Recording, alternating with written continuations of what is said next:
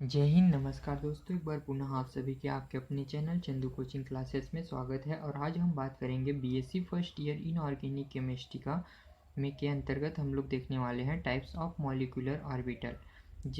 इसके पहले हम लोगों ने मॉलिक्यूलर ऑर्बिटल क्या होता है और इसके प्रमुख बिंदुओं के बारे में चर्चा किया, और आज हम देखेंगे टाइप्स ऑफ मॉलिक्यूलर ऑर्बिटल। तो टाइप्स ऑफ मॉलिक्यूलर ऑर्बिटल कितने प्रकार के होते हैं, चलिए जानते हैं।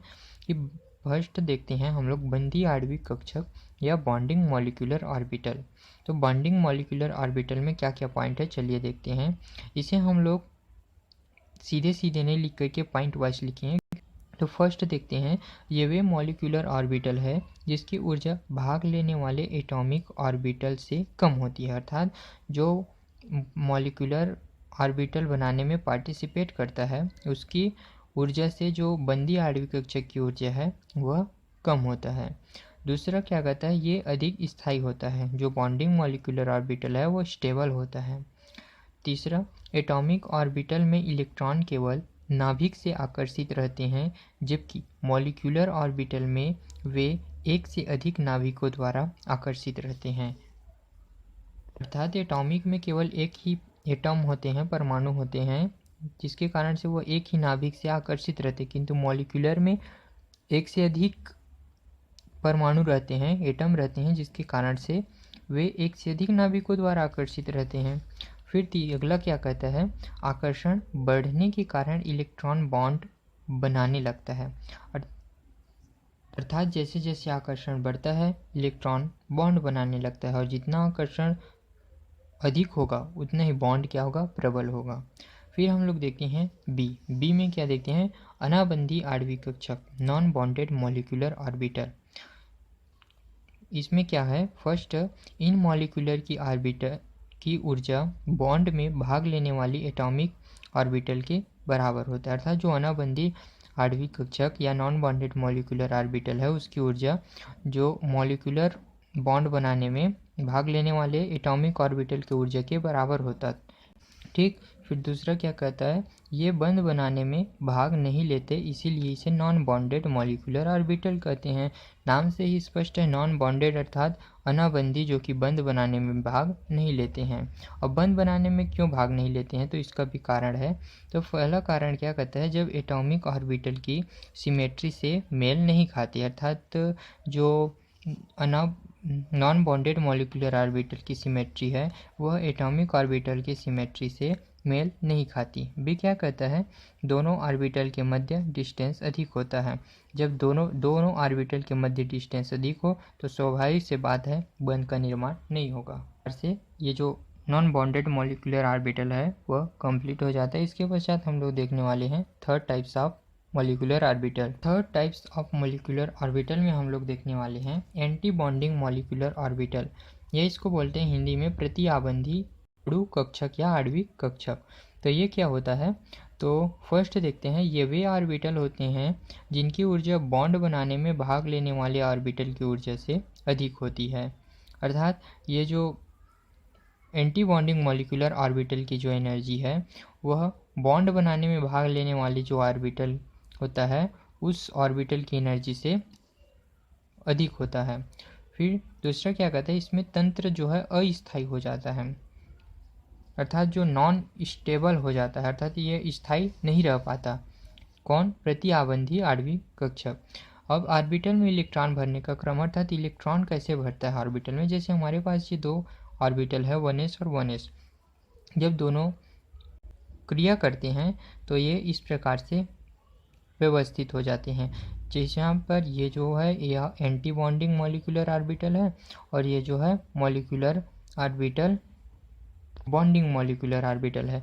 तो सबसे पहले इलेक्ट्रॉन बॉन्डिंग मॉलिक्यूलर ऑर्बिटल में बढ़ते हैं। जैसे हमारे पास यहाँ पर दो इलेक्ट्रॉन है, 1s में एक इलेक्ट्रॉन और 2s में इलेक्ट्रॉन। तो सबसे पहले जब तक कि सिग्मा 1s इलेक्ट्रॉन जब तक के ऑर्बिटल जब तक कि पूरा भर नहीं जाता तब तक कि यह एंटी बॉन्डिंग मॉलिक्यूलर ऑर्बिटल में नहीं भरता। जैसे कि हमारे पास दो इलेक्ट्रॉन है तो पहले इस ऑर्बिटल में दो इलेक्ट्रॉन जब तक कि फिलअप नहीं हो जाएगा तब तक कि यहाँ पर इलेक्ट्रॉन का पूर्ति नहीं हो पाएगा। उसी प्रकार से जैसे हम लोग देखते हैं 2s में देखते हैं तो 2s में इलेक्ट्रॉन भरने का क्रम, जैसे हमारे पास इसमें एक भी इलेक्ट्रॉन नहीं दिया है, अगर हम लोग दो इलेक्ट्रॉन इसमें ले लें, अर्थात इसमें अगर 1s में अगर 2 इलेक्ट्रॉन है और 2s में 2 इलेक्ट्रॉन है, तो इलेक्ट्रॉन का भरण किस प्रकार से होगा कि सबसे पहले इलेक्ट्रॉन का भरण सिग्मा 2s में होगा, फिर सिग्मा स्टार 2s में होगा। तो सबसे पहले इसमें हम लोग देखते हैं, तो यहाँ पर सिग्मा 2s में पहले इलेक्ट्रॉन भरेगा क्लॉकवाइज प्लस एंटी क्लॉकवाइज, फिर इसके पश्चात सिग्मा स्टार 2s में इलेक्ट्रॉन का भरण होगा क्लॉकवाइज फिर एंटी क्लॉकवाइज। इस प्रकार से हम लोगों के पास जो 4 इलेक्ट्रॉन था वह 4 इलेक्ट्रॉन इस प्रकार से भर गया। ठीक, इलेक्ट्रॉन भरण का क्रम भी इसमें दिया है, sigma 1s sigma star 1s, फिर सिग्मा 2s, फिर सिग्मा स्टार 2s, फिर सिग्मा 2px, फिर ब्रैकेट इनटू पाई 2px माइनस पाई 2py। इस प्रकार से जो बॉन्ड इलेक्ट्रॉन का भरण लगातार चलते रहता है। फिर इसके पश्चात हम लोग देखेंगे आबंध कोटि बॉन्ड ऑर्डर। ये लगभग एग्जाम में आता ही रहता है।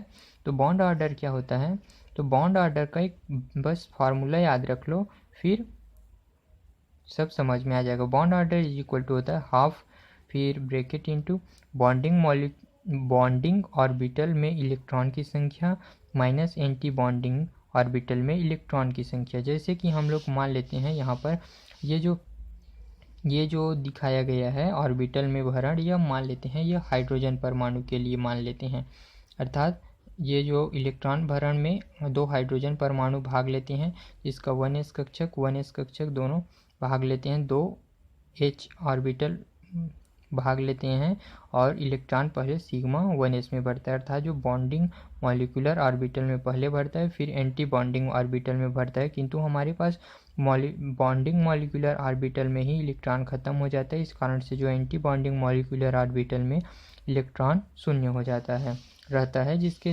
तब हम लोग देखते हैं बॉन्ड ऑर्डर में हम लोग उसी को मान रख देते हैं, अर्थात हाइड्रोजन परमाणु के लिए हम लोग ज्ञात कर रहे हैं। तो हाइड्रोजन परमाणु में बॉन्ड ऑर्डर क्या होता है, तो बॉन्ड ऑर्डर ऑफ हाइड्रोजन परमाणु, यहाँ पर हम लोग लिख सकते हैं bond order of hydrogen atom. तो हाइड्रोजन एटम के लिए बॉन्ड ऑर्डर क्या हो जाएगा, तो 1/2 बॉन्डिंग ऑर्बिटल में इलेक्ट्रॉन संख्या एंड एंटी बॉन्डिंग में इलेक्ट्रॉन संख्या। तो यहाँ पर हम लोग देखते हैं बॉन्डिंग ऑर्बिटल में इलेक्ट्रॉन संख्या हमारे पास 2 है और एंटी बॉन्डिंग ऑर्बिटल में हमारे पास इलेक्ट्रॉन संख्या 0 है। तो मान रख देते हैं, अर्थात 1/2 Nb को बॉन्डिंग मॉलिक्यूलर ऑर्बिटल और Na को एंटी बॉन्डिंग मॉलिक्यूलर ऑर्बिटल से डिनोट करते हैं। तो जैसे ही हम लोग मान रखते हैं बॉन्डिंग ऑर्बिटल में हमारे पास कितने इलेक्ट्रॉन था, 2 इलेक्ट्रॉन था।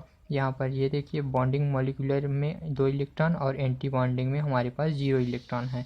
तो जैसे हम लोग देखते हैं Nb का मान हमारे पास 2 आया और Na का मान हमारे पास 0 अपॉन हाफ का ये 2 हो जाएगा, फिर 2 से 2 क्रॉस हो जाएगा। इस प्रकार से हमारे पास बॉन्ड ऑर्डर 1 आ जाएगा, बॉन्ड ऑर्डर का मान 1 आ जाएगा। अर्थात हम कह सकते हैं कि जो हाइड्रोजन और हाइड्रोजन, अर्थात जो हाइड्रोजन और हाइड्रोजन के बीच जो बॉन्ड ऑर्डर है वह सिंगल बॉन्ड होगा। इस प्रकार से मिल करके यह H2 का निर्माण करता है।